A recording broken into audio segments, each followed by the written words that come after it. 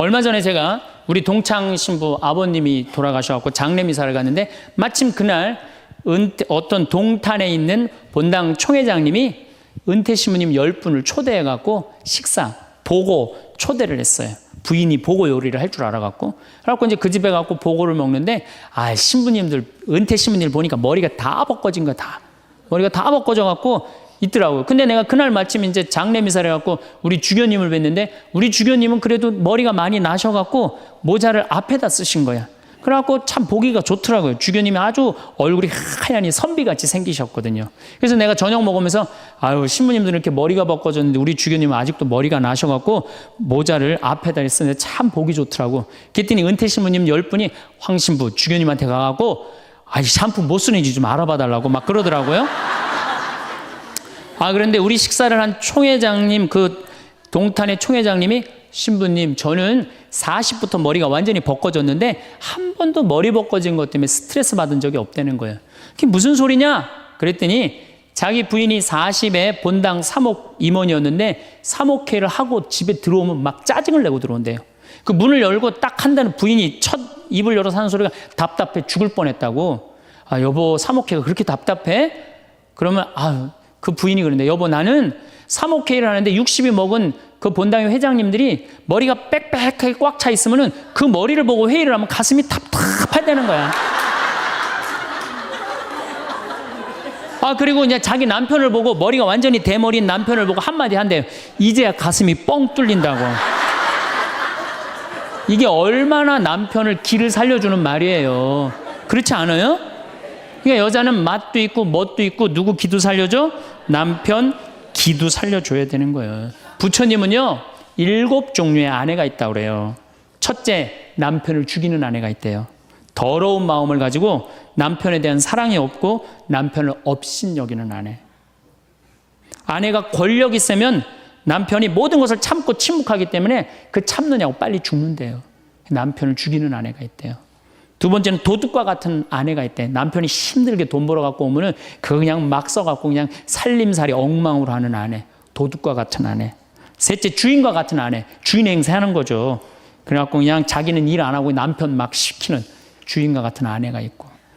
그 다음에 네 번째는 어머니와 같은 아내가 있대요. 항상 남편을 사랑하며 자식 대하는 것처럼 남편을 보호해주는 아내가 있대요. 그 다음에 누이 동생과 같은 아내. 남편을 섬기기를 다하고 자매와 같은 귀여움을 떨고 애교를 떠는 그런 누이 동생과 같은 오빠 하면서 그런 아내가 있다는 거예요. 그 다음에 친구 같은 아내가 있다는 거예요. 직장에서 마치고 피곤해서 돌아오면은 남편을 반가이 맞이해주고 술 한잔을 하면서 하루를 이야기를 나누는 친구 같은 아내.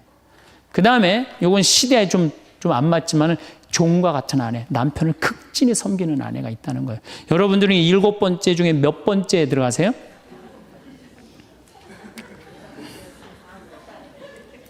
아무것도 아니에요? 이 7번째 아무것도 아니면 큰일인데. 근데 우리나라 남자들도 문제예요. 사실은 이 부인한테 참 잘해야 되거든요. 자기 믿고 따라온 사람이 얼마나 귀하게 해야 돼. 근데 우리나라 남자들 참 부인한테 말 못해요. 정말 이쁘다고 말 한마디 해주면 얼마나 좋아. 여자는요 1년 365일 365가지 방법으로 이쁘다는 소리를 듣고 싶어 한대요. 오늘같이 이렇게 태양이 찬란한 날은 여보, 저 찬란한 태양처럼 당신 오늘 너무 이뻐. 그리고 비가 촉촉하게 오면 여보, 당신 촉촉한 비처럼 이뻐. 어떤 방법을 써서라도 이쁘다는 말하면 여자는 행복하다는 거예요. 그리고 요리를 해주면 맛있다고 먹으면은 김치찌개, 이렇게 맛있는 김치찌개 먹을 수 있는 사람은 세상은 나 하나밖에 없다고.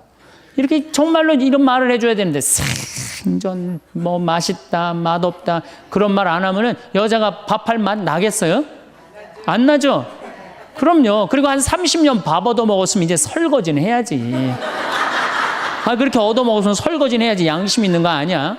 그렇지 않아요? 여자는 언제 행복하냐면 남편이 자기 살림을 도와줄 때 행복하다고 그러더라고요. 내 얘기를 듣고 어떤 형제님이 17년 동안 설거지할 생각을 한 번도 안 했대. 17년 동안. 그래갖고 이제 내 얘기를 듣고 이제 자기도 이제 해봐야 되겠다. 그렇게 생각을 하고 저녁에 여보, 당신 반찬하냐고 애쓰고 밥하냐고 애썼으니까 내가 설거지 해줄게. 앉아서 텔레비 봐. 그랬더니 부인이 그러더래요. 2번 청소하게 하지 설거지하게 하지 말고 그냥 가만히 있으라고 그러더래요.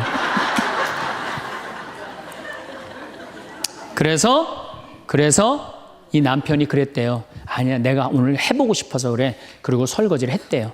그리고 이제 그 형제는 미사 해설하러 성당에 갔는데 메시지가 왔대요. 여보, 나는 오늘 당신이 한 설거지 지금 다시 하고 있어. 하지만은 오늘처럼 행복한 날은 없어. 17년 결혼 생활 중에 오늘처럼 행복한 날은 없어. 고마워. 내 살림살이를 도와줘서. 그 메시지를 형제님이 나한테 보냈어요. 신부님, 요 조그만 거 이렇게 행복할 수 있는데 내가 왜 이제까지 안 했는지 모르겠다고. 그러니까 우리 정말 부인한테, 정말로 자매님들한테 서비스 해줘야 돼. 이제는 서로를 사랑해야 돼요. 서로를 사랑하고 아껴줘야 돼요. 근데 우리나라 남자들이 얼마나 말을 못하냐면 이게 진짜로 있었던 일이에요. 65살 먹은 형제님이 꿈을 잘 꾼 거야. 그래갖고 로또를 산 거야, 금요일 날. 그래갖고 그냥 가슴이 부풀은 거야. 그냥 부인한테 막 자랑을 한 거야. 내가 꿈을 꿨는데 이건 된다. 그리고 보통 꿈이 아니다. 막 돼지가 막 수천 마리 왔다 갔다 한 꿈을 꿨는지. 그래갖고 그냥 막 들떠 있는 거야. 그러니까 부인이 콧소리로 한마디 한 거야. 여보, 그 로또 되면 당신 그 돈 뭐 할 거야? 그랬더니 남자가 정색을 하고 그러더래요. 내가 이 로또 되면은 온 세상 사람한테 다 나눠줘도 당신한테는 한 푼도 안 줄 거야. 아니, 아직 된 로또도 아닌데. 당첨되고 난 다음에 그러면 몰라도 당첨도 안 됐는데. 귀양 이렇게 말하면 얼마나 좋아요. 여보, 당신 평생 나한테 시집 와갖고 고생만 했는데 내가 로또 되면 내가 당신 다 줄게. 쓰고 싶은 대로 다 써. 아니, 당첨도 안 된 로또인데 그렇게 말하면 얼마나 기분이라도 좋아요. 근데 그냥 내가 온 세상 사람한테 다 나눠줘도 당신한테 한 푼도 안 줄 거야. 이게 할 말이에요. 근데 우리나라 남자들이 이런다고요. 다른 형제님들이 마누라 너무너무 이쁘고 좋겠다고 살아봐라야 눈 한번 하얗게 뜨고 하면 그런 독사가 없다. 이런 말 해야 되면은 우리 마누라는 얼굴만 이쁜 게 아니라 마음은 비단이야. 기분이 얼마나 좋아요. 참 고운 말을 못하는 거야. 그냥 온 세상 사람한테 다 나눠줘도 당신한테는 한 푼도 안 준다. 그러니까 이 부인이 너무 열받아갖고 1달 반 동안 밥을 안 해줬대요. 그리고 진짜 무서운 건 집안에서 폭력이에요. 폭력. 더욱이 남자가 여자를 때리는 건 있을 수 없는 일이에요. 부부가요, 때린다는 건 있으면 안 돼요. 아니, 여자가 남편한테 결혼을 할 때는 이 험난한 세상, 저 힘 있는 남자한테 보호받고 싶어서 결혼하는 거 아니에요? 그렇지 않아요, 보통? 그런데 그 남편이 자기를 때린다고 생각하면요, 이건 치욕이에요, 여자한테는. 그래서 남자가 여자를 때리면 안 돼요. 정말로 이것도 진짜 있었던 일인데 70이 다 돼가는 할머니인데 평생 남편한테 맞으면서 살았대요. 그런데 또 친구 하나가 평생 남편한테 둘이 이제 할머니가 이제 둘이 친구야. 서로 맞고 살아갖고. 근데 그 평생 맞은 할머니가 하루는 이 친구 할머니한테 전화를 한 거야. 막 웃으면서 전화했대. 너 뭐가 이렇게 좋아갖고 전화했냐? 그랬더니 우리 남편이 이번에 병원에 갔는데 글쎄 3개월밖에 못 산다고. 나 지금 이불 뒤집어 쓰고 지금 웃으면서 너한테 전화하는 거라고. 이건 너무 불행하지 않아요? 너무 불행하지 않아요? 정말로 자기 부인 아파서 죽는데 따라 죽는 남편도 있는데 이게 그냥 자기 남편 3개월밖에 안 산다고 이불을 뒤집어 쓰고 막 웃으면서 그냥 전화를 할 정도면 이건 같이 살지 말아야지. 그렇죠? 그러니까 여러분들 남편한테 잘하세요. 또 여기 있는 우리 형제님들 누구한테 잘해요? 그래도 나이 먹어갖고요. 여러분들 지금 신부님 난 도저히 우리 남편하고 못 살 거예요. 지금 바꿔봐야 거기서 거기에요. 지금 바꿔봐야. 자, 남자하고 여자하고 얼마나 서로를 이해를 못하느냐 하면은 남자는 하루에 2,000마디만 하면은 말 끝난대요. 근데 여자는 하루에 6,000마디를 해야 된대요. 그러니까 여자가 훨씬 말이 많은 거죠. 남자는 직장에 갔다 오면 할 말 끝난 거예요. 집에 할 말이 아무것도 없는 2,000마디 이미 다 했는데 할 말. 남자로 사람으로서 할 말 끝났는데 뉴욕의 게리 머카스라는 교수가 이 통계를 냈어요. 그래갖고 여자는 남자가 남편이 집에 들어올 때만 기다리는 거야. 뭐 이웃집 아줌마 얘기도 하고 싶고 본당시 뭐 욕도 하고 싶고 막 그래갖고 기다리고 있는데 남편이 들어와서 여보, 그 집 남편은 그렇게 힘들게 돈을 버는데 여자는 맨날 찜질방 다니고 그냥 밍크코트 입고 다니고 정신 나간 여자라고. 그럼 남편은 할 얘기가 없는 거야. 쓸데없는 소리 하지 말고 밥이나 내놓으라고. 그럼 여자는 미치는 거예요. 진짜 괜찮은 남자들은 어떤 남자들이냐면은 그래 여보? 그럼 안 되지. 부인이 살림을 잘 살아야지. 남자가 그렇게 고생을 하는데 추임새를 넣어주고 속으로 외우세요. 500마디, 1000마디, 2000마디. 그래갖고 딱 속으로 4000마디 딱 끝나면 여보 이제 자자. 이래야지 이 남자는 후환이 없는 남편이에요. 여자 말을 들어줘야 돼요. 그래서 남자하고 여자하고 틀린 점이 이거야. 반대로 우리 자매님들은 여자는 흥분을 하면 5분이면 흥분이 끝난대요. 그래갖고 막 장보러 들어와갖고 막 욕을 5분만 하면은 아무 일도 없었던 듯이 부엌에 들어가고 콩나물도 따고 멸치 대가리도 딴대요. 아무 일도 없었던 듯이. 근데 남자는 5분 동안 바가지 긁을 동안 가만히 있는데요. 5분 지나면 그때부터 승질이 나기 시작한대. 근데 남자는 한번 승질이 나면 최소한 30분은 성질을 내야 된대. 그러니까 5분 지나고 나가고 이제 그때부터 이제 여자는 마음이 착 가라앉은 상태에서 저녁 준비를 하는데 그때부터 남자는 이제 거실에서 소리 지르는 거야. 내가 말이야 뭘 잘못했다고 네가 맨날 그러냐고 막 소리 지르면 마음이 가라앉은 여자가 나와서 남자 불을 질러요. 속에다가 뭐라고 그러냐면 당신은 말만 하면 이렇게 성질을 내고 그러느냐고. 자기는 이미 다 흥분 가라앉은 상태에서 막 성질 내는 남편한테 불은 자기가 질러놓고. 그러면 안 된다는 얘기죠. 30분 동안 길길이 뛰게 놔두란 얘기예요. 승질을 건드려 놨으면은.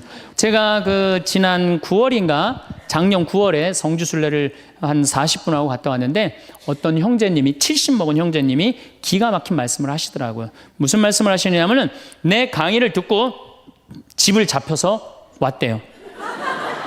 근데 가만히 생각을 해보니까 집은 은행에 잡히면 대출을 해준대요. 은행에 잡히면 대출해 주잖아요. 근데 나이는 대출해 주는 데가 아무 데도 없대요. 여러분들 누가 나이 대출해 줘? 한 살이라도 더 먹기 전에 다리에 힘 풀리기 전에 갔다 오셔요. 그리고 내가 성주순례를 가면은 너무 행복해하는 거 자매님들이. 그래갖고 나는 은혜 받아갖고 성제 갖고 그냥 성령을 충만히 받아갖고 10일 동안 저렇게 행복하고 그냥 은총에 그냥 가득한 줄 알았더니 12일 동안 밥을 안 하잖아. 밥을.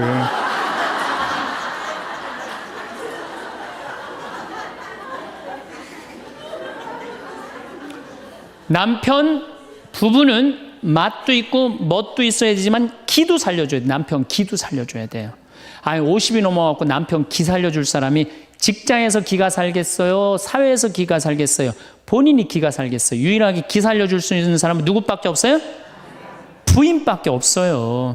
부부가 50이 넘으면요 자식들 떠나고 둘만 덩그랗게 집에 남아서 50년을 같이 살아야 돼요. 말을 정말로 남편 즐거운 말, 남편 좋은 말. 우리 남편 아직도 알통 튼튼하다. 우리 남편 아직도 어깨가 그냥 대유평 평야 같다. 이런 말 해주는 게 중요한 거예요. 그런데 그냥 말을 진짜 못해. 내가 2000년 역사상 말 진짜 못하는 놈 한 놈 알고 있어요. 어떤 놈 진짜 말 못하느냐면은 십자가상 예수님 십자가 위에 매달렸을 때 왼편의 강도. 진짜 말 못하는 놈이에요. 그놈. 이제 십자가 매달렸어. 너무 아파. 자기도 이제 죽기 일보 직전이고 옆에 구세주라는 사람도 옆에 있단 말이야. 그냥 이 사람이 막 분이 치밀었나 봐요. 야, 네가 무슨 구세주냐? 네가 구세주라면 너도 살리고 나도 살려봐라. 너도 죽는 주제에 무슨 구세주냐? 막 욕을 해댄 거예요. 그러니까 예수님이 그냥 매달려갖고 아파 죽겠는데 이놈이 이상한 소리 하니까 대꾸도 안 해요. 대꾸도 안 해. 성서 보면은 그냥 가만히 계세요. 근데 내가 2000년 역사상 진짜 말 잘하는 사람 한 사람 알고 있어요. 그게 누구냐면 오른편 강도예요. 얼마나 말을 잘하느냐면은 그렇게 얘기를 하니까 이 왼편에 있는 강도를 혼내요. 야 이놈아, 니놈하고 나는 죽어도 싸. 강도 짓을 했으니까. 근데 저분이야말로 무슨 죄가 있어. 가난한 사람, 병든 사람 함께 해주고 인간 사랑하신 분인데. 그리고 이 강도가 한마디 해요. 주님, 마지막 날에 저를 기억해 주십시오. 그러니까 그냥 예수님이 왼편에 있는 놈한테 대답도 안 하던 예수님이 그렇게 아파도 오른편에 있는 강도한테 한마디 해요. 너야말로 오늘 나와 낙원에 들 것이다. 이 말 한마디 잘한 바람에 그냥 예수님하고 1호로 천당에 올라간 사람 아니야. 그렇지 않아요? 루카복음 23장에 나오는 얘기예요. 루카복음에. 그러니까 여러분들 남편 칭찬을 해주세요. 남편. 제가 신학교 때 부제 때 매스컴 세미나라는 걸 했는데 그때 어떤 자매가 와갖고 정말 내 눈물을 찔끔 나게 하는 강의를 한 적이 있어요. 이 자매가 아들이 셋 있었대요. 근데 이제 아들이 셋 있는 집은 항상 둘째가 문제예요. 첫째는 첫째라고 잘해주고 막내는 막내라고 잘해주죠. 그렇죠? 둘째는 항상 소외의식을 느껴요. 항상 피해의식을 느낀다고요. 우리 집에도 아들이 셋 있는데 큰아들은 내가 봐도 저 어머니 아버지가 왜 이해가 안 될 정도로 큰아들한테 잘했어요. 잘못해도 다 감싸 안아주고. 이게 큰아들은 대접받는 거죠. 저는 우리 집 막내였는데 저는 정말로 사랑을 많이 받고 자랐어요. 전 중고등학교 다닐 때 내가 신발을 빨아본 적이 없어요. 형들이 다 빨아줬어요. 왜 빨아줬느냐 하면 안 빨아주면 어머니 아버지가 혼냈으니까 막내 신발 빨게 한다고. 그래갖고 그냥 우리 집이 이제 제사를 지내도 우리 집이 이제 아버님이 장손이라 1년에 어렸을 때 13번, 14번 제사를 지냈어요. 제사를 지내면은 제일 탐나는 게 제사상에 문어다리가 제일 맛있잖아요. 그런데 그냥 큰아들은 큰아들이라고 챙겨주고 막내는 막내라고 알아서 해주는데 둘째 형은 문어다리 차지가 안 가는 거예요. 그래갖고 이제 제사 끝나고 나면 이제 고시리 한다고 그러잖아요. 귀신 마중 나가면은 우리 식구들은 다 나가는데 둘째만 안 따라 나가는 거예요. 왜 안 따라 나가냐면 문어다리 훔치려고. 자기가 훔치지 않으면은 자기 챙겨줄 사람 아무도 없잖아요. 우리 둘째 형은 제사가 지나고 일주일이 지나도 2주일이 지나도 문어다리 물고 다녀요. 자기 어디다 감춰놨는지 모르는데. 그래갖고 제가 지금 얼마 전에 한 2년 전인가 설날 집회를 갔어요. 마침 설날은 제사를 지내니까 가갖고 물어봤어요. 아직도 둘째 형 문어다리 훔치느냐고 그랬더니 형하고 누나가 오늘도 문어다리가 없어졌다는 거예요. 그거 훔친 거지. 그러니까 50이 돼서도 그 어렸을 때 자기가 소외된 거, 피해의식을 보상받고 싶은 거예요. 근데 이 집에 이제 아들이 이제 중학교 3학년, 초등학교 6학년, 초등학교 3학년 세 아이가 있었대요. 근데 마침 그날은 초등학교 6학년 둘째 아들만 집에 있었대요. 그래서 이 자매님이 남편한테 여보 둘째 아이 좀 데리고 목욕탕에 들어가서 목욕 좀 시키라고. 그래갖고 뭐 아빠도 뭐 집에 있으니까 둘째 아들 이제 목욕을 시킨다고 목욕탕에 들어갔대요. 근데 5분이 지났는데 남편이 얼굴이 새빨개져갖고 막 뛰쳐나왔대. 옷도 제대로 안 입고. 당신 왜 애 목욕 시키라고 했더니 왜 뛰쳐나오냐? 당신 먼저. 여보 내가 목욕을 하러 들어갔는데 저놈이 이상한 말을 한다는 거예요. 그래서 무슨 말을 하느냐고. 아니 나도 벗고 이제 자기도 이제 둘째 아들도 옷을 벗었는데 딱 옷을 벗었는데 둘째 아들이 눈을 똑바로 뜨고 아버지한테 그러더래요. 아버지도 벗고 나도 벗었으니까 우리 남자 대 남자로 아무것도 안 걸쳤으니까 솔직하게 말 좀 해보자고. 그래서 이놈은 무슨 얘기를 하느냐. 아니 초등학교 6학년 놈이 딱 빨개 벗고 아버지도 벗고 나도 벗었으니까 우리 솔직하게 얘기 좀 해보자고 그러니까 얼마나 당황스러워요. 그래서 무슨 얘기냐 그랬더니 아버지는 날 정말로 사랑하는 거냐. 무슨 소리냐. 지난 겨울에 아버지가 밤에 두부 심부름 시켰을 때 난 너무너무 밤에 나가는 게 무서웠다. 왜냐하면은 동네에 불량 형들이 걸리면 돈을 뺏고 그래서 난 밤에 나가는 거 너무너무 싫었다. 중학교 3학년 큰형도 있는데 내가 그래서 큰형 왜 안 시키냐고. 그러니까 아버지가 나한테 소리 지르고 나한테 갔다 그래서 내가 울면서 갔다 왔다. 내가 그렇게 무서운데 얼마나 내가 서러웠는지 알았느냐. 그 아버지 나 사랑하는 거냐. 내가 그렇게 마음고생하는 걸 아냐. 뭐 아버지 할 말 없지. 또 아니 내가 구두 닦았을 땐 한 번도 칭찬도 안 하는데 막내가 아버지 구두 닦으면 그렇게 좋아하고 칭찬하고 500원도 주고 그러는데 왜 나는 한 번도 그런 적이 없느냐. 그리고 우리 아들 셋이서 인사할 때 잘 다녀오시라고 그럴 때 내 머리 쓰다듬은 적 있냐. 한 번도 없다. 막내 머리만 쓰다듬어 줬지. 날 사랑하는 거냐. 아들이 그냥 그렇게 물어보는 거예요. 당황스러운 거죠. 부모는 항상 세 아들 다 사랑한다고 그러지만은 자식이 느끼는 건 너무너무 섭섭했던 거죠.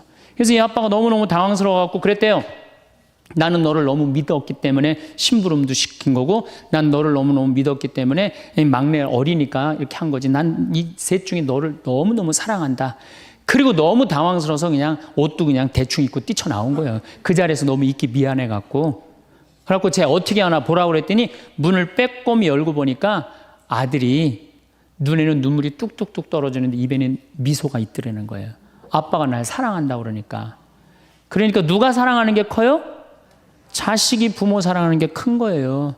그 사랑을 부모가 까먹고 자꾸 자식한테 못되게 하는 거죠. 그래서 여러분들 정말로 우리가 부모라는 게 중요해요. 아버지가 없는 자식들은 참 힘들어요. 아버지가 없는 자식들은. 여러분들 그 삼국 통일을 한 궁예, 왕건, 견우, 후백제, 거기에 궁예 얘기를 좀 할게요. 궁예가요, 뭐 역사적으로 뭐 확실하진 않지만 47대나 48대 경문왕 아들이었대요. 이 셋 중에 제일 난 사람이에요. 왕건은 귀족 아들이고 견우는 평민 아들이야. 근데 궁예는 왕의 아들이었어요. 근데 아버지 없이 자랍니다. 아버지 없이 자라요. 아버지 없이 자라는 사람들은요, 심리학자들이 얘기를 하기에 1살서부터 3살 때까지 가장 중요하대요. 이때 아버지 엄마가 안아주고 뽀뽀해주고 엄마 아빠라고 그럴 때 격려해주고 기저귀 갈아주고 이럴 때 아이들은 뭐가 생기느냐면 신뢰심이 생긴대요. 세상은 믿을 만한 데다. 그리고 그냥 아이가 막 걸을 때 옆에서 박수 쳐주고 걸음 뛸 때 그럼 아이들이요, 그 굉장히 심리적으로 안정감을 준다는 거예요. 그런데 이때 아버지가 없는 아이들은 심리적으로 굉장히 불안하다는 거예요. 여러분들, 이 아빠가 아이들 이 목마 태워주면은 애들 좋아해요, 안 좋아해요? 좋아하죠? 그런데 아빠 키가 1m 70이고 애가 50cm면 2m 20이에요. 그 꼭대기에 올라가고 또 애는 아빠 머리를 잡고 막 깔깔깔 까르르 넘어가지 않아요? 좋아갖고 아빠 머리를 잡고 걔는 무의식 속에 이런 생각을 갖는데요. 세상은 이렇게 높아도 믿을 만한 데다. 이 든든한 아버지가 있으니까. 그런 믿음이 생긴다는 거예요. 그런데 궁예는 그랬던 경험이 한 번도 없었던 거야. 그러니까 나중에는 사람을 의심을 하기 시작하는 거예요. 의심하기 시작하는 거예요. 그래갖고 나중에 관심법이라는 걸 개발해요. 그래갖고 네가 의심하는지 안 의심하는지 내가 안다. 그래갖고 그냥 친아들도 그냥 의심도 안 하는데 너 의심한다고 그러고 죽이고, 결국 누구까지 죽여요? 자기 부인하고 아들까지 죽여요. 그리고 마지막으로 쓸쓸한 최후를 맞이해요. 신부님, 나는 우리 남편이 일찍 죽어갖고 우리 애들 그냥 혼자 키웠는데 너무 섭섭합니다. 아버지 없이도 훌륭하게 자라는 사람 간혹 있어요. 그게 누구냐면 오바마가 아버지 없이 자라잖아요. 할머니 손에서 얼마나 훌륭해요. 그렇죠? 그러나 일반적으로 보면은 그렇다는 거예요. 아버지가 굉장히 중요한데, 근데 슬픈 거는 우리나라는 아버지가 있어도 없는 것 같아요. 아버지가 있어도 애는 학원 다니냐고 그냥 정신 팔려가고 아버지는 돈 번다고 해갖고 서로 사랑을 쌀 시간이 없는 거, 서로 사랑을 쌀 시간. 그런데 이 아버지와 끈이 굉장히 기가 막힌 분이 한 분 계세요. 아버지와 자식 사랑이 아주 두터운 분이 한 분 계세요. 그분이 누구냐면 바로 예수님이에요. 예수님처럼 아버지와 사랑이 깊은 사람이 없어요. 여러분들, 세례받을 당시 예수님이 물 위에 올라오시자 마르코복음 1장 11절에 뭐라고 그러냐면 너는 내가 사랑하는 아들, 내 마음에 드는 아들이다 라고 하느님 아버지께서 아들을 얼마나 사랑하는지 확인시켜줘요. 그 마태복음 11장 25절 27절을 보면은 아버지, 하늘과 땅의 주님, 지혜롭다는 자들과 슬기롭다는 자들에게는 이것을 감추시고 철부지들에게는 드러내 보이시니 아버지 감사드립니다. 그렇습니다. 아버지의 선한 신 뜻이 이렇게 이루어졌습니다. 나는 아버지께서는 모든 것을 나에게 넘겨주셨습니다.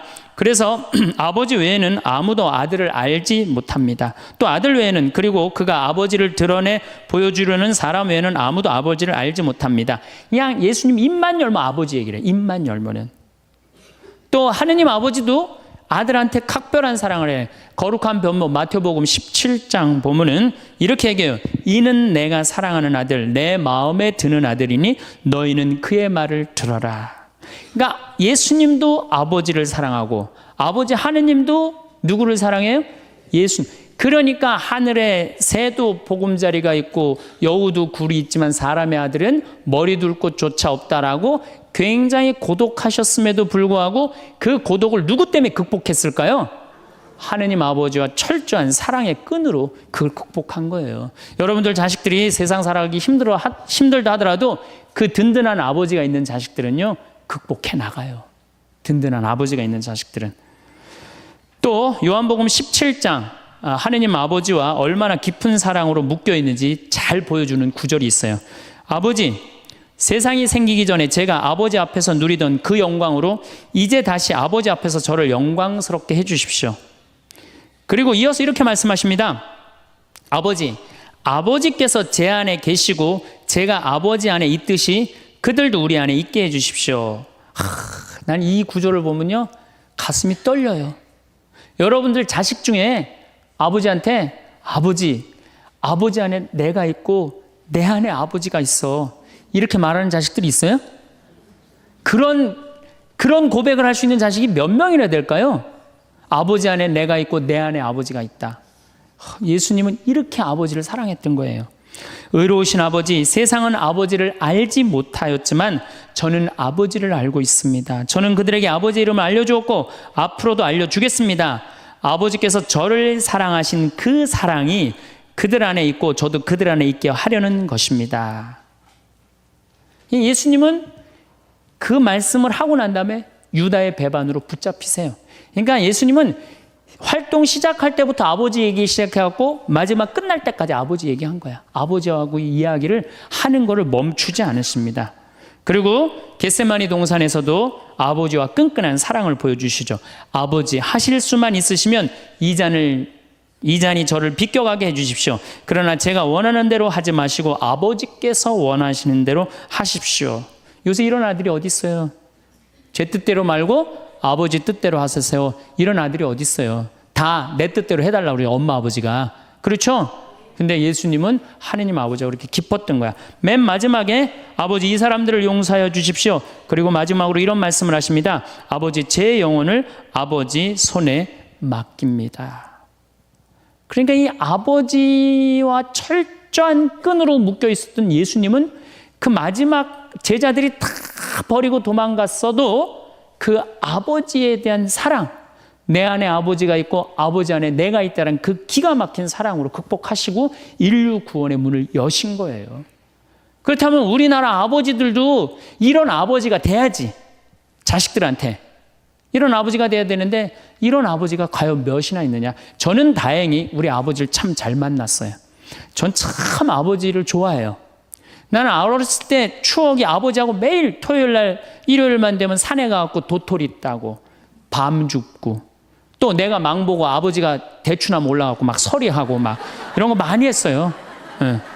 그래갖고 막 걸려갖고 막 대추밭 주인한테 막 욕 먹으면 그냥 얘는 누구냐고 그러면 우리 막내 아들이라고 그러면 그냥 막내 아들 데리고 좋은 거 가르쳐 준다고 그냥. 그리고 어렸을 때 아버지하고 추억 중에 웅덩이가 있어. 웅덩이. 거기에 퍼내면 그 미꾸라지. 그 진흙 안에 미꾸라지 그걸 잡아내는 정말 그런 추억들이요. 그러니까 지금도 80이 된 아버지를 보면 행복한 거예요. 그리고 시간만 되면 그 아버지 보러 가고 싶고. 그러니까 이제는 효도는 없어요. 뭐만 남아있어? 사랑만 남아있는 거예요. 추억만 남아있는 거예요. 자식하고 얼마나 좋은 시간을 많이 가졌느냐에 따라서 늙었을 때 안 외롭다는 거예요. 어렸을 때 자식하고 한 번도 놀아준 적이 없어. 10살 때까지 놀아줘야 된다는 거예요. 근데 10살 때까지 한 번도 놀아준 적이 없으면은 자식이 늙은 부모들 한 번도 같이 안 놀아준다 이거예요. 그러니까 늙어서 외로운 거는 자식이 못 돼서가 아니라 누가 싸놓은 업보야?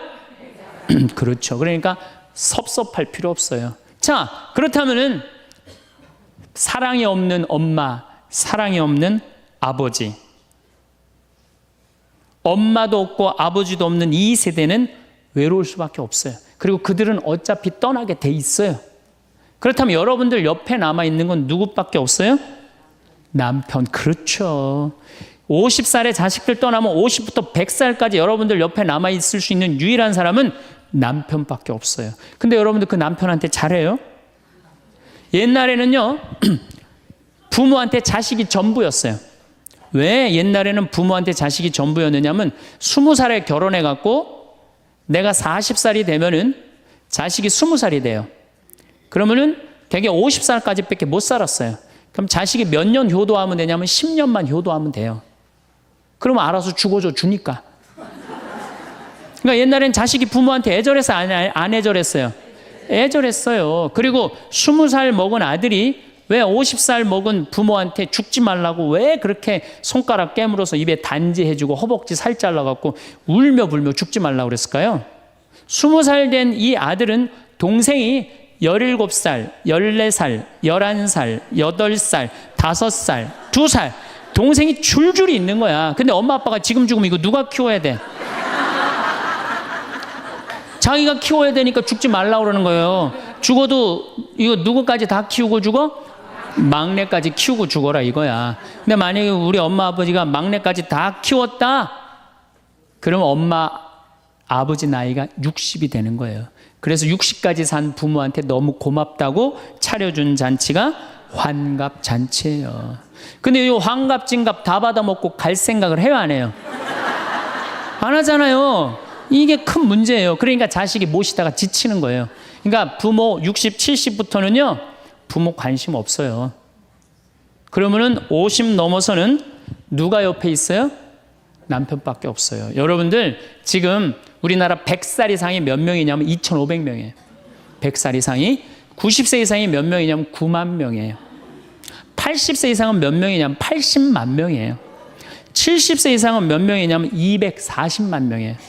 그러니까 이제 안 죽어. 안 죽어요. 여기 죄송하지만 60세 넘으신 분들 손 들어보세요. 손 들어 괜찮아요. 이게 문제라는 거예요, 이게. 자식은 이미 떠나 있고 50 넘었고 60 넘어갖고는 누가 옆에 있어요? 남편밖에 없어요. 그러면은 자식한테 잘해야 됩니까? 남편한테 잘해야 됩니까? 남편한테 잘해야 돼요. 우리나라는요 안사람 바깥사람 제도가 있어요. 그래갖고 안사람은 집에서 애 놓다 죽고 바깥사람 바깥에서 돈 벌다 죽었어요. 근데 이게 의술이 좋고 영양이 좋고 고생을 안 하다 보니까 바깥사람이 50이 넘어도 안 죽는 거야. 안 죽어갖고 직장에서 쫓겨나갖고 집안에 들어와서 안사람이 돼버려요. 딱 안방에 이제 들어앉아 있는 거죠. 예. 근데 집안에 들어와갖고 부인 일을 도와주면 좋은데 도와줘요, 안 도와줘요? 안 도와주고 그냥 할 일 없으니까 마누라 하는 일 챙겨내, 안 챙겨내요? 챙겨내죠? 이게 미치는 거지, 그때부터. 젊었을 때는 맛있는 거 차려놓고 여보 일찍 들어와. 그래도 생전 안 들어오더니 이제 50 넘어서면 굳이 집에 안 들어와도 되는데 때 따라 철 따라 집에 들어오네. 그러니까 여러분들이 자식들 품에 안 하고 키울 때는 외로운지 몰라요. 그렇죠? 근데 자식 떠나고 나면은 체인징 파트너를 해요. 이쁜 자식은 떠나고 쭈글쭈글한 남편이 돌아오는 거야. 그런데 50부터 110살까지 살려면은 젊었을 때 같이 여행 다니는 추억도 있어야 되고 젊었을 때 사랑도 쌓여 있어야지 50 넘어갔고 100살까지 있고 추억 먹고 살 거 아니에요. 근데 그런 추억이 하나도 없어. 그 50 넘어갖고 와갖고 그냥 잔소리만 하고 그냥 그러면은 그 남편이 싫은 거예요. 그러니까 서로 한 집에 살지만은 각방 따로 쓰고 외롭게 사는 거죠. 그래도 여러분들은 괜찮아요. 여러분들은, 우리 신부들은요 진짜 불쌍해요. 생각을 해봐요. 20살에 신학교 들어갔어요. 그래서 30에 신부 돼요.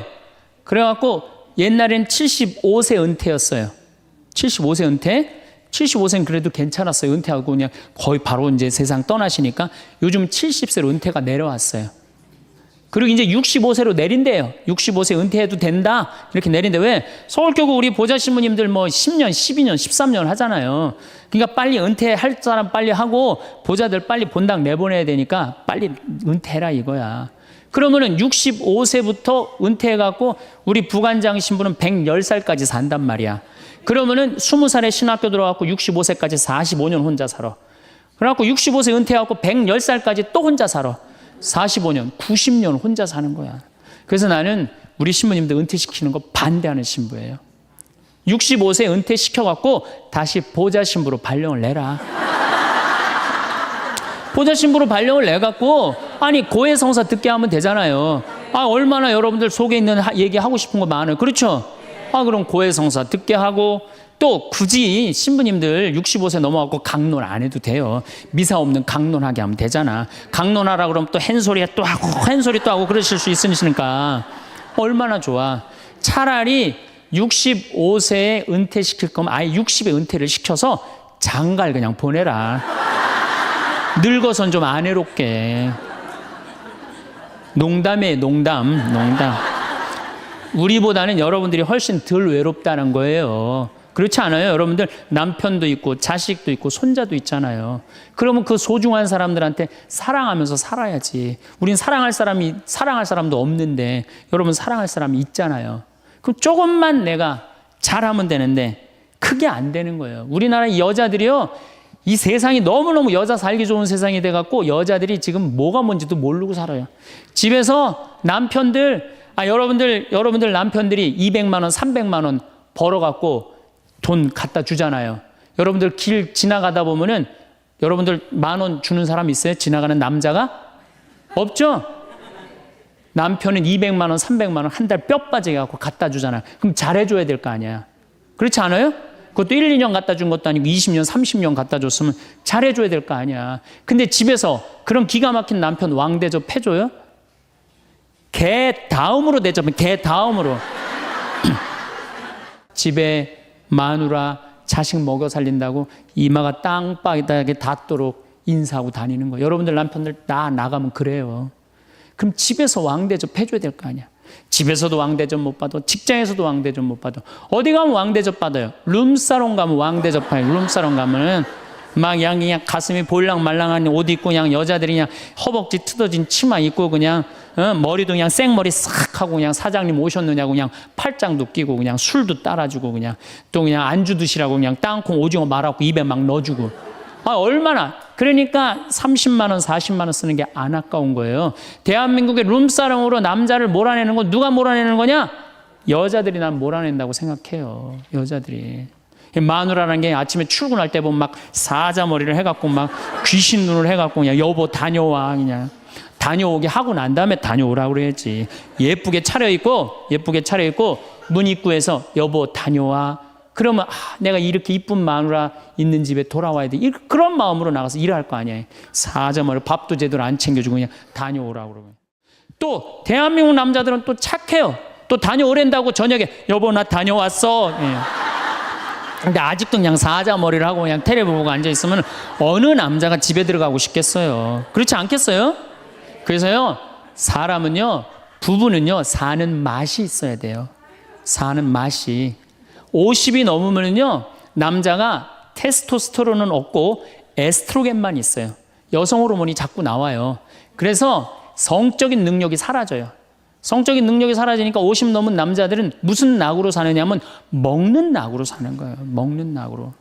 그냥 50만 되면 말하는 거 좋아하고 먹는 거 좋아한단 말이야. 근데 이 남자는 50이 넘으면 먹는 걸 좋아하는데 50이 넘은 여자는 이 세상에서 제일 하기 싫은 게 밥이야, 밥.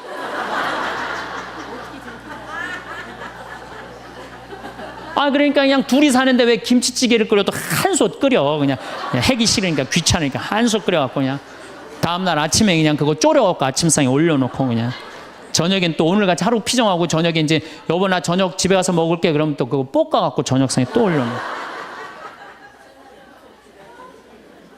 좀 회도 떠갖고 예? 여기 가깝잖아요. 회시장 가갖고 우럭 회 맛있잖아요. 매운탕도 떠갖고 소주도 한 병 사고 그래갖고 그냥 허벅지 뜯어진 치마 이브닝 드레스도 하나 딱 입고 저녁에 남편 들어오면 여보 이거 내가 한 거야 딱 술 따라주면 남자가 얼마나 살맛이 나요. 사는 맛 나지 않겠어요? 네. 좀 신선로도 좀 해갖고 탁 하고 짜장면도 좀 만들어주고 베트남 국수도 좀 해서 주고 요즘 뭐 또 순대 또 그냥 유명한 데 많잖아요. 전화하면 택배로 다 보내주잖아요. 순대도 탁 썰어갖고 그냥 간 썰어갖고 그냥 소주 한 잔 탁 하고 신부님 무슨 돈으로 그런 걸 합니까? 애 휴학시키고 자식은 무슨 자식이야. 지금 누구밖에 없어요? 부부밖에 없어요. 애 휴학시키고 그렇게 하세요. 신부님 난 휴학시킬 자식이 없는데 집 잡혀요. 나이 드신 분들은 은행에 가고 집 잡혀갖고 다 쓰세요. 자식 물려줄 생각하지 말고. 네. 그래야지 사는 맛으로 사는 거 아니에요. 그리고 부부는 사는 맛으로도 살아야지만 사는 멋으로도 살아야 돼. 사는 멋이 있다. 멋있게 살아야 될 거 아니에요. 근데 나는 제일 가슴 아픈 우리 자매님들이 어떤 분들이냐면은 자기를 꾸미지 않는 분들이에요. 이쁘게 좀 이쁜 옷도 사 입고 그래야 되는데 생전 아니 자기가 무슨 군인이야? 집에 있어도 파마를 해도 꼭 철모 뒤집어 쓴 거 딱 1년 내내 풀어지지도 않는 거 쓰고 앉아갖고 그냥 생전 그냥 마누라라는 게 그냥 맵시 있는 옷 한 번 제대로 입지도 않고 그럼 남편이 사는 맛이 있어요? 사는 멋이 있어요? 좀 꾸며야죠 본인이. 예쁜 옷도 좀 사서 입고 좀 브릿지도 좀 넣었다가 머리도 그냥 생머리도 했다가 이쪽으로도 묶었다가 저쪽으로도 묶었다가 어느 날 좀 틀어도 올리고 막 이래야지 그냥 남자가 사는 맛도 있고 사는 멋도 있을 거 아니에요. 생전 그냥 옷도 그냥 신부님 옷 맵시가 있어야지 옷을 사 입죠. 그러면 좀 살도 좀 빼시고 그냥 이건 벤지 엉덩이지 구분도 안 되는 그냥 몸매를 가지고 그냥 그러니까 그냥 몸빼바지만 계속 짚고 이 집에 있으면은 어느 남자가 집에서 가고 싶어요. 본인을 꾸미시라는 거예요. 그래서 남자는요 사는 맛도 있고 사는 멋도 있는 거, 멋도 있어야 돼요. 그래서 예쁜 옷. 남편도 좀 꾸며주고, 남편도 좀 나비 넥타이도 좀 하고. 남자가 50이 넘으면요, 제가 지난 그 미국에 한번 강의를 갔는데 너무 멋있는 부부를 봤어요. 남편이 한 60쯤 돼 보이는데 식사를 같이 하려고 그러는데 남편이 살짝 머리가 벗겨졌더라고요. 근데 부인이 사각모를 탁 저기 뭐 차에 하더라고요. 남편을 바깥에서 만났는데 딱 했는데 부인이 여보 이거 써. 탁 씌워주는데 너무 멋있더라고요. 여러분들 앞 백화점에 가갖고 남편 좀 사각모도 좀 멋있는 거 좀 중절모도 멋있는 거 사서 탁 씌우면 얼마나 좋아. 그렇지 않아요? 옷도 이제 50이 넘으면요 단색을 입어야 돼요. 노란색을 입든지 초록색을 입든지 아니면 빨간색을 입든지 그래야지 좀 젊어 보이는데 이거는 그냥 김치국물 떨어져도 안 보이는 체크무늬 사서 입혀갖고 그냥 1년 내내 빨아주지도 않고 그냥 맛도 없고 멋도 없는 거죠. 그래서 좀 무슨 돈으로 애 휴학시키고 자식은 무슨 자식이에요. 여러분들 이제 50이 넘어가갖고요 여러분들의 유일한 동반자는 누구밖에 없다? 남편밖에 없다. 그럼 남편한테 잘해줘야죠. 50이 넘으면 또 남자들도 문제는 문제예요. 이 남자는 50이 넘어가면 친구가 없어져요. 오로지 방에만 있는 거, 집에만. 근데 여자는 바뀌어, 또 성격이 바뀌고 50이 넘으면 친구가 너무 많아. 그냥 맨날 만나러 나가야 되는데 그냥 이 남자고 여자고 이제 서로 힘든 거죠. 또 그냥 50, 60 넘은 남자들은 씻지도 않아. 그냥 냄새 나고 그냥 이러니까 그냥 남편 옆에 가까이 가기도 싫은 거죠. 예. 근데 이 부부가요 서로 애인같이 살아야 돼요. 우리 자매님들 자기를 애인같이 꾸며야 돼요. 그래서 언제든지 집에서도 깔끔하고 예쁘게 차려입으면 남자가 기분이 좋잖아요. 집도 좀 화분도 좀 예쁜 거 좀 해놓고 여행도 좀 다니고 둘이 공연도 좀 가고 극장도 좀 보러 다니고 이래야지 그냥 사는 맛도 나고 사는 멋도 날 거 아니에요. 그래서 제발 좀 성지순례 좀 가세요. 제가 여러분들한테 꼭 부탁하고 싶은 거는 옛날에 중세시대는요 성제 집 다 팔아 갖고 갔어요. 다 팔아서 그냥 예루살렘 가는 걸로 끝나는 거예요. 거기서 죽어도 여한이 없다고. 그러니까 여러분들도 예수님 어제 복음에 자케오 얘기 나왔죠? 그거 예리고 얼마나 좋아요. 그리고 그냥 갈릴레아도 좀 호수도 가보고 얼마나 좋아요. 신부님 무슨 돈으로? 휴학시키고 그 돈이면 충분해요. 한번 갔다 오면은요 신앙이 틀려지거든요. 성지순례도 가고. 어쨌든 우리가 이 인생을 외롭게 살고 싶지 않다면은 부부가 사랑하는 수밖에 없어요. 그래야만이 우리 인생이 풍요로워요. 더욱이 여러분들 노년 50년 60년 부부밖에 없어요. 훈련하면 된대요. 그 부부 사랑 훈련하는 그 많은 책자를 읽어보면요 그 서로 훈련이 안 돼 있어서 그렇지 훈련하면 서로 사랑한대요. 그리고 외롭지 않다는 거예요.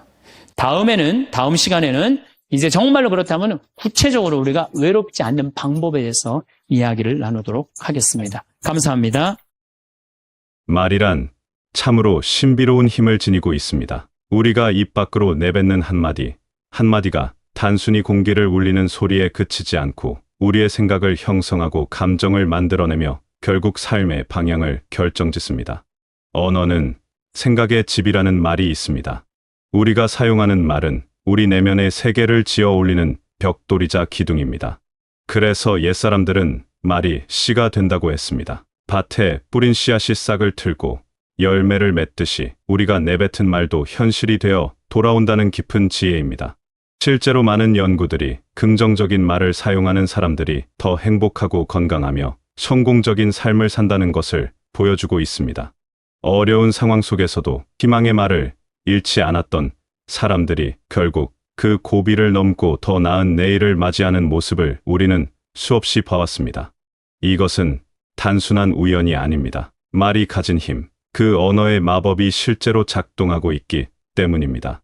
우리의 말은 우리 자신뿐만 아니라 주변 사람들에게도 깊은 영향을 미칩니다. 한 사람의 긍정적인 말 한마디가 누군가의 하루를 바꾸고 그 하루가 모여 인생을 바꾸는 일이 실제로 일어납니다. 그렇다면 우리는 어떤 말을 해야 할 것인지, 어떻게 하면 우리의 일상 속에서 복을 부르는 말 습관을 만들어갈 수 있을지 살펴보아야 합니다. 그 답은 생각보다 가까운 곳에 있습니다. 바로 나 자신을 향한 말, 그리고 다른 사람들을 향한 말 속에서 찾을 수 있습니다. 이 두 가지 방향의 언어 사용이 조화를 이룰 때 우리의 삶은 진정으로 풍요로워집니다. 먼저 우리 자신에게 어떤 말을 건네고 있는지 돌아볼 필요가 있습니다. 많은 분들이 스스로에게 가장 가혹한 비평가가 되곤 합니다. 작은 실수를 했을 때 나는 왜 이 모양인가, 나는 안 돼, 나는 늘 이래 하며 자책하는 말들을 쏟아냅니다. 이런 말들은 우리 마음속에 깊은 상처를 남기고 자신감을 떨어뜨리며 결국 우리가 할 수 있는 일마저 못하게 만듭니다. 마치 자신에게 저주를 거는 것과 같습니다. 반복되는 부정적인 자기 대화는 우리의 잠재력을 억누르고 가능성의 문을 닫아버립니다. 대신 우리는 스스로에게 격려와 위로의 말을 건넬 수 있어야 합니다. 할 수 있어, 괜찮아, 잘하고 있어. 이 정도면 충분해와 같은 말들은 마음의 온기를 불어넣고 다시 일어설 힘을 줍니다. 이것은 거짓말이 아닙니다. 스스로를 다독이고 응원하는 것은 삶을 살아가는데 꼭 필요한 자기 돌봄의 방식입니다. 우리는 모두 불완전한 존재이고 실수할 수 있으며 때로는 넘어질 수도 있습니다. 그럴 때 스스로에게 따뜻한 말을 건네는 것이야말로 진정한 용기입니다. 자신에게 친절한 말을 하는 사람은 다른 사람에게도 친절할 수 있고 그런 친절함이 모여 삶 전체를 부드럽게 만듭니다. 감사의 말을 자주 하는 것도 중요합니다. 자신이 가진 것, 해낸 일, 만난 사람들에 대해 감사하다는 말을 속으로든 소리내어든 자주 하는 것입니다. 감사는 마음의 창문을 열어 더 많은 좋은 것들이 들어올 수 있게 합니다. 아침에 눈을 뜰 수 있어서 감사합니다. 오늘 하루를 무사히 마쳐서 감사합니다. 이 작은 일을 해낼 수 있어서 감사합니다. 같은 말들을 습관처럼 하다 보면 삶을 바라보는 시선이 달라집니다.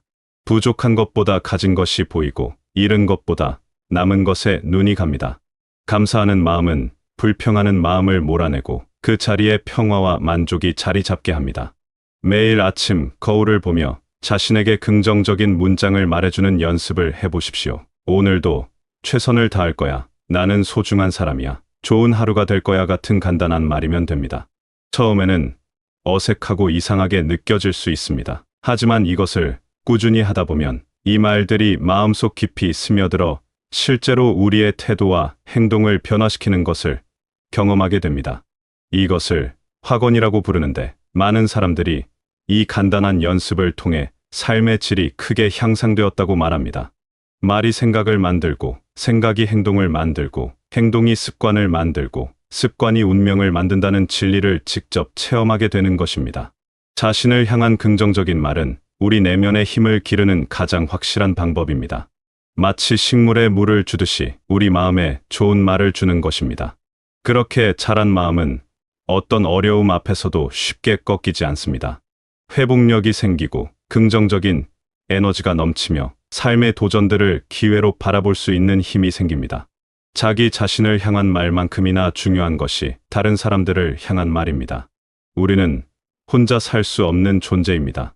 가족과 친구, 이웃과 만나는 모든 사람들과의 관계 속에서 삶이 펼쳐집니다. 그리고 그 관계의 질을 결정하는 가장 중요한 요소가 바로 우리가 사용하는 말입니다. 좋은 관계는 좋은 말로 만들어지고 나쁜 관계는 나쁜 말로 무너집니다. 이것은 너무나 분명한 사실이면서도 우리가 자주 잊어버리는 진실입니다. 진심을 담은 칭찬과 격려는 관계를 풍요롭게 만드는 가장 좋은 방법입니다. 하지만 많은 경우 우리는 칭찬에 인색합니다. 상대방의 좋은 점을 보면서도 말로 표현하지 않거나 형식적인 칭찬만 던지고 지나갑니다. 진정한 칭찬은 구체적이고 진심이 담겨 있어야 합니다. 잘했어라는 말보다는 이 부분을 이렇게 처리한 것이 정말 좋았어. 그 말을 들으니 마음이 따뜻해졌어. 같은 구체적인 표현이 상대방의 마음에 깊이 와닿습니다. 사람들은 자신이 인정받고 있다고 느낄 때 더욱 빛을 발합니다. 우리의 칭찬 한마디가 누군가의 잠재력을 깨우는 열쇠가 될 수 있습니다. 격려의 말도 마찬가지입니다. 누군가 어려움을 겪고 있을 때 힘내라는 말보다 내가 함께 있어줄게. 내가 잘 해낼 거라고 믿어. 필요하면 언제든 말해줘 같은 구체적이고 따뜻한 말이 진정한 위로가 됩니다. 이런 말들은 상대방에게 힘을 줄 뿐만 아니라 말하는 우리 자신도 더 따뜻한 사람으로 만들어줍니다. 위로와 격려를 건네는 과정에서 우리의 마음도 함께 성장하고 부드러워집니다. 배려와 존중의 언어를 사용하는 것도 매우 중요합니다. 우리는 때때로 무심코 상처 주는 말을 합니다. 비난하고 판단하고 험담하는 말들은 관계를 파괴하고 우리 자신의 마음도 어둡게 만듭니다. 대신 상대방의 입장을 이해하고 존중하는 말을 사용해야 합니다. 너는 왜 그래?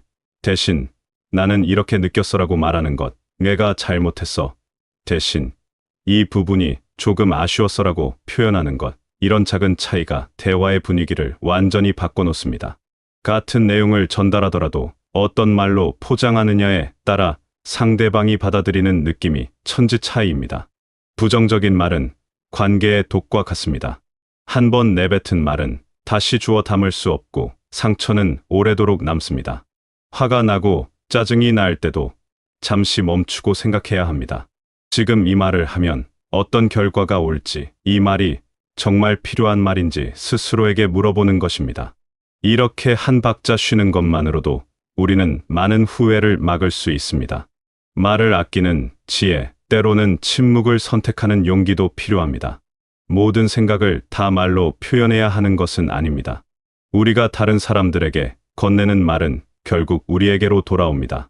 좋은 말을 하면 좋은 반응이 돌아오고 나쁜 말을 하면 나쁜 반응이 돌아옵니다. 이것은 단순한 인과응보가 아니라 관계의 본질입니다. 우리가 만드는 언어의 장이 우리가 살아가는 세상의 분위기를 결정합니다. 따뜻한 말이 오가는 곳에는 따뜻한 기운이 흐르고 차가운 말이 오가는 곳에는 차가운 기운이 흐릅니다. 그렇다면 이런 좋은 말 습관을 어떻게 만들어갈 수 있을까요? 습관이란 하루아침에 만들어지지 않습니다. 의식적인 노력과 꾸준한 연습이 필요합니다. 다음에 세 단계를 따라가 보십시오. 이 단계들은 단순해 보이지만 실천하면 놀라운 변화를 경험하게 됩니다. 첫 번째 단계는 인지입니다. 먼저 자신이 어떤 말을 자주 하는지 알아야 합니다. 하루 동안 자신이 사용하는 말을 유심히 관찰해 보십시오. 특히 부정적인 말, 자책하는 말, 남을 비난하는 말이 얼마나 자주 나오는지 확인해 보십시오. 수첩에 적어보는 것도 좋은 방법입니다. 우리는 자신이 생각하는 것보다 훨씬 더 많은 부정적인 말을 한다는 것을 발견하게 될 것입니다. 안 돼, 못해, 불가능해, 힘들어, 짜증나 같은 말들이 입버릇처럼 나오는 것을 깨닫게 됩니다. 이 인식 자체가 변화의 첫걸음입니다. 자신의 말 습관을 객관적으로 바라볼 수 있을 때 비로소 변화가 가능해집니다. 두 번째 단계는 대체입니다. 부정적인 말이 나오려 할 때 그것을 긍정적인 말로 바꿔 말하는 연습을 하는 것입니다. 망했다 대신 다시 시작하자. 안 돼 대신 어려운데 방법을 찾아보자. 못해 대신 해볼게 같은 식으로 말입니다. 처음에는 어색하고 부자연스러울 것입니다. 하지만 계속 연습하다 보면 점점 자연스러워지고 어느새 긍정적인 말이 먼저 나오게 됩니다. 이것은 마치 근육을 단련하는 것과 같습니다. 반복할수록 강해지고 자연스러워집니다. 뇌도 새로운 패턴을 학습하고 점점 더 쉽게 긍정적인 표현을 찾아내게 됩니다. 세 번째 단계는 지속입니다. 하루에 최소 5가지 긍정적인 말을 의식적으로 사용하겠다고 다짐하십시오. 자신에게 2-3가지, 다른 사람들에게 2-3가지면 됩니다. 이것을 매일 실천하십시오. 달력에 체크하거나 일기를 쓰며 기록해도 좋습니다. 중요한 것은 꾸준함입니다.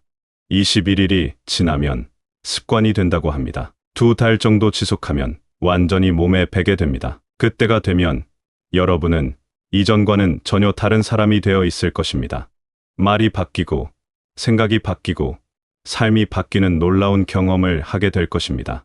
주변 사람들도 여러분의 변화를 느끼고 긍정적으로 반응할 것입니다. 습관을 만드는 과정에서 실패하더라도 괜찮습니다. 완벽할 필요는 없습니다. 오늘 부정적인 말을 했다면 내일 다시 시작하면 됩니다. 중요한 것은 포기하지 않고 계속 노력하는 것입니다. 조금씩 나아지는 것, 그것만으로도 충분히 가치 있는 일입니다. 변화는 직선으로 이루어지지 않습니다. 때로는 후퇴하는 것처럼 보일 수도 있지만 전체적인 방향이 앞을 향하고 있다면 그것으로 충분합니다. 복을 부르는 말습관이란 결국 삶을 대하는 태도의 문제입니다. 세상을 어떤 눈으로 볼 것인가, 나 자신을 어떻게 대할 것인가, 다른 사람들과 어떤 관계를 맺을 것인가 하는 근본적인 선택입니다. 좋은 말을 한다는 것은 단순히 듣기 좋은 소리를 내는 것이 아니라 긍정적이고 건설적인 삶의 방향을 선택하는 것입니다. 말은 우리의 가치관을 드러내고 우리의 인격을 보여줍니다. 말에는 힘이 있습니다. 창조의 힘, 치유의 힘, 변화의 힘이 있습니다. 우리가 사용하는 말은 보이지 않는 씨앗이 되어 우리 삶의 정원에 심어집니다. 그 씨앗은 반드시 싹을 틔우고 자라나 열매를 맺습니다. 부정의 씨앗을 뿌리면 고통의 열매가 열리고 긍정의 씨앗을 뿌리면 기쁨의 열매가 열립니다. 이것은 자연의 법칙이자 삶의 이치입니다. 우리는 매일 선택할 수 있습니다. 어떤 씨앗을 뿌릴 것인지, 어떤 정원을 가꿀 것인지 말입니다.